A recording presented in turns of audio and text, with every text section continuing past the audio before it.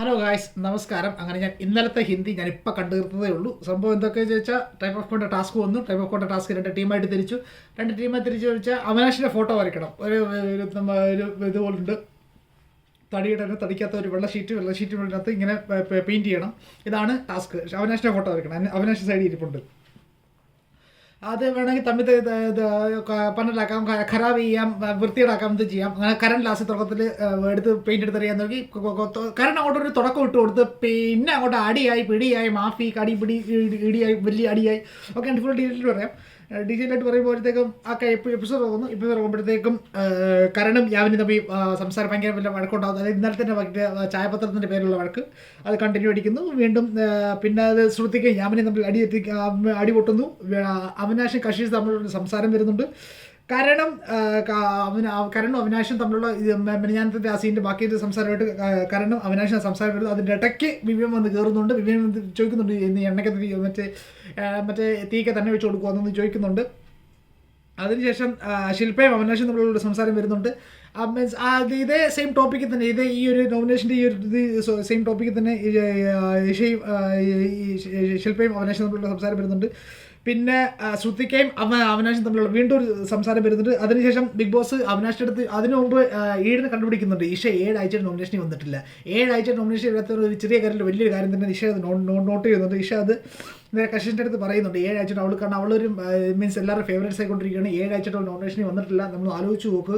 അങ്ങനെ ഈടന് തൂക്കിയിട്ടുണ്ട്. അതിനുശേഷം big boss ശ്രുതിക്കടുത്ത് പറയുന്നു, ശ്രുതിക ഇപ്പം ഇത്രയും ദിവസമാണെന്ന് പുതിയ ടൈം ഓഫ് കൊണ്ട് ടാസ്ക് കൊടുക്കാൻ പോവുകയാണ്. ടാസ്ക് ഇതാണ്, നിങ്ങൾ 2 ടീമായിട്ട് തിരിക്കാൻ പറഞ്ഞു. അങ്ങനെ നിങ്ങൾ ആദ്യം എത്ര ടീം വേണമെങ്കിലും തിരിക്കാവുന്ന, ഇഷ്ടമുള്ള പോലെ ടീം തിരിക്കാമെന്ന് പറയുന്നു. അതിനകത്ത് അവിനാഷും, അതായത് വിവേനും ഇഷയും ഒരു ടീം, ഈഡനും അവർ 4 പേര് ഒരു ടീം. ഈഡൻ, സാറ, യാമിനി, കഷിഷ് ഇവർ 4 പേര് ഒരു team. ചാഹത്ത് single piece, Rajat single piece, പിന്നെ കരണ്, ചുമ്മ്, ശ്രുതിക, ദിഗ്വിജയ്, ശില്പ, ഈ 5 പേര് ഒരു ടീം. ഇങ്ങനെ ഇവർ ടീമായിട്ട് തിരിച്ചപ്പോഴത്തേക്കും ചാഹത്ത് പറഞ്ഞ് ചാഹത്തിന് ദിഗ്വിജയ് ഇഷ്ടമാണെന്നല്ലോ. അങ്ങനെ ആദ്യം പറഞ്ഞ് ചാഹത്ത് പറഞ്ഞ് ദിഗ്വിജയ് കൂടെ നിൽക്കാമെന്ന് പറഞ്ഞ്, പിന്നെ ചാഹത്ത് പറഞ്ഞ് വേണ്ട ഞാൻ ഒറ്റയ്ക്ക് നിൽക്കുന്നുള്ളെന്ന് പറഞ്ഞ്. അപ്പോഴത്തേക്ക് ദിഗ്വിജയ് പറഞ്ഞു, അടി ഒറ്റയ്ക്ക് നിന്നാലും നിന്നില്ലെങ്കിലും നിങ്ങൾ ഇങ്ങനെ ടീമായിട്ട് തിരിഞ്ഞേ പറ്റത്തുള്ളൂ, ഇല്ല ഞാൻ ഒറ്റയ്ക്ക് കളിക്കുന്നുണ്ടെന്ന് പറഞ്ഞ്. അപ്പോഴത്തേക്ക് ലാസ്റ്റ് അവിനാഷ് പറഞ്ഞു, ഇങ്ങനെ നീ ഒറ്റയ്ക്ക് നിൽക്കുവാണെങ്കിൽ നിന്നു പറഞ്ഞു. പിന്നെ കുറച്ച് കഴിഞ്ഞപ്പോഴത്തേക്ക് ചാഹത്ത് പറഞ്ഞില്ല ടീമിൻ്റെ അടുത്ത് പോകുന്നുണ്ട്. അപ്പോഴത്തേക്ക് അവിനാഷ് പറഞ്ഞു, ഇപ്പോൾ സമയം കഴിഞ്ഞു, ഇനി അവർക്ക് വേണ്ട, ആർക്കും വേണ്ട, നീ ഒറ്റയ്ക്ക് തന്നെ കളിച്ചു എന്ന് പറഞ്ഞ്. അങ്ങനെ ബിഗ് ബോസിന് ഒരു റൂൾ ഉണ്ടാക്കി, നിങ്ങൾ ഇങ്ങനെ പോയിട്ട് കാര്യമില്ല, ഞാൻ തന്നെ ഒരു ടീം പറയാം, നിങ്ങൾ അതായത് ഇഷയും വിവിയനും പിന്നെ കരൻ്റെ 5 പേരും നിങ്ങളല്ല ഒരു ടീമും, പിന്നെ ഇവരുടെ സാറയുടെ 4 പേരും, രജത്തും ചാഹത്ത് ഇവരൊരു ടീമും. അങ്ങനെ 2 ടീമായിട്ട് നേരെ തിരിഞ്ഞു. പെയിൻറ്റിങ് തുടങ്ങിയപ്പോഴത്തേക്ക് കളി ഇച്ചിരി ഇൻട്രസ്റ്റിംഗ് ആക്കാൻ വേണ്ടി കരൺ നേരെ അവൻ്റെ പെയിൻ്റ് എടുത്ത് ഇവരുടെ ഇപ്പുറത്തെ സാറയുടെ ദേഹത്തോട്ട് ഒഴിക്കുന്നു. സാറ് നേരെ തിരിച്ചൊഴിക്കുന്നു. പിന്നെ അവിടെ അടിയായി, പിടിയായി. ലാസ്റ്റ് സാറയും ചുമ്മും തമ്മിലുള്ള വഴക്ക് വരുന്നുണ്ട്. മുടിയുടെ പിടിച്ചൊക്കെ ഭയങ്കര വലിയായി. സാറയും ചുമ്മും ഇടിനും തമ്മിൽ ഭയങ്കര വലിയ രീതിയിൽ വെള്ളം ഒഴിക്കുന്നുണ്ട്. അങ്ങോട്ടും ഇങ്ങോട്ടും ഭയങ്കര രീതിയിൽ വെള്ളം ഒഴിക്കുന്നുണ്ട്. ആ ഒരു നല്ല രീതിയിൽ അടി പൊട്ടുന്നുണ്ട്.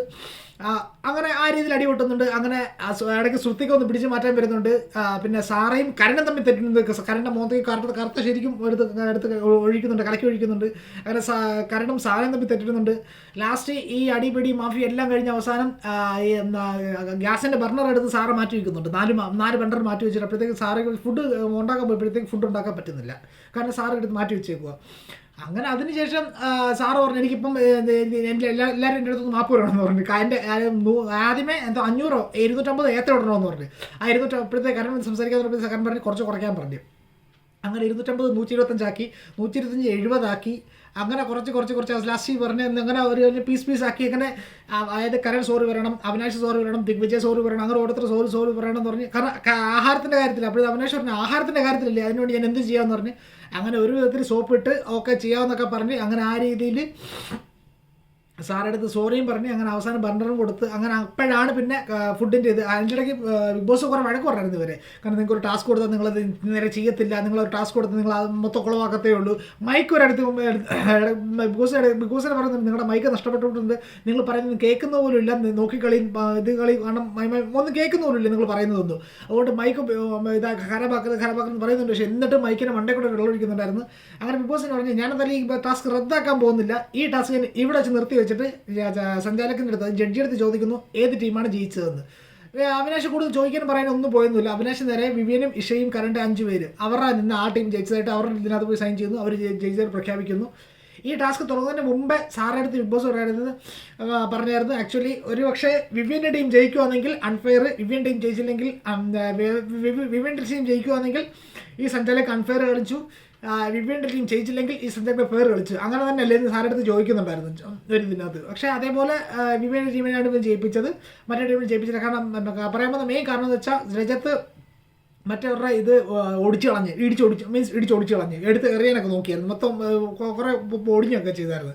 അതുകൊണ്ട് അതാണ് ഇവൻ മെയിനായിട്ട് കാരണം പറയാൻ. പക്ഷേ കൂടുതൽ കാരണം പറയാനുള്ള സമയം കൊടുത്തൊന്നുമില്ല, ഇതാണ് കാരണം പറയാൻ അവൻ ഉദ്ദേശിച്ചത്. അപ്പം ഇതൊക്കെയാണ് ഇന്നലെ അവിടെ നടന്നത്. അപ്പോൾ വേറെ പ്രത്യേകിച്ച്. അപ്പോൾ ശരി, നമസ്കാരം, ബൈ ബൈ.